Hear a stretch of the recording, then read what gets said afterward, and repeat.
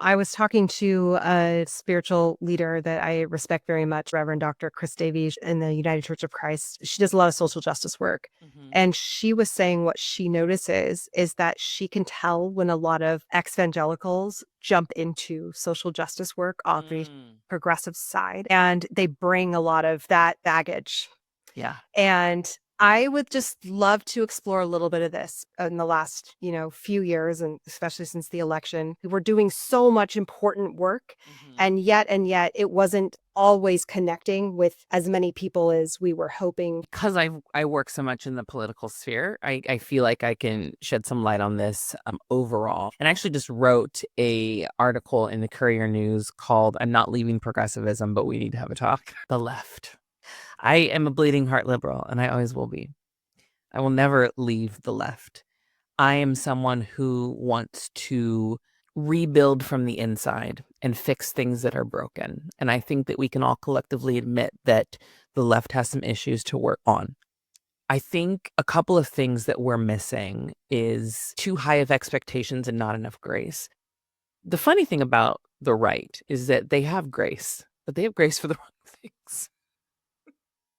I tried to say that without laughing, but it's true. They have grace for the wrong things. Like, Yeah. that's the only reason that if I can be frank, that Trump is president. Oh, well, he's a flawed man, but why are y'all still forgiving this man for everything that he's done? It's crazy to me.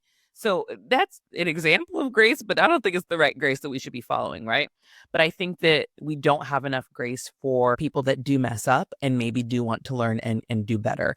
I think there's a lot of purity tests on the left. I think there's a lack of empathy on the left while also calling people to have empathy. I think that we also haven't figured out how to have a collective care in our messaging. And I think with this last election, we didn't try to appeal to the general audience as much as we should have. We need to find a messaging that does coincide with everybody. Focus on cost of living, healthcare, education. So if we find ways to focus on certain things that we know affect the general masses, I think we would do a lot better.